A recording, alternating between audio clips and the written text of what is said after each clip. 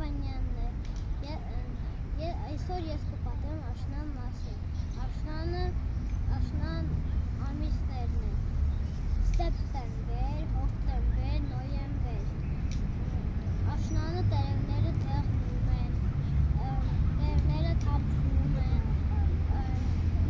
աշնանը ցուրտ է, անձրև է գալիս, կայծակ է, արևը քիչ է տաքացնում։ Ես հիմա գտնվում եմ Թումոյի այգում։ Տեսեք, ծառերը ինչ գույն են ստացել։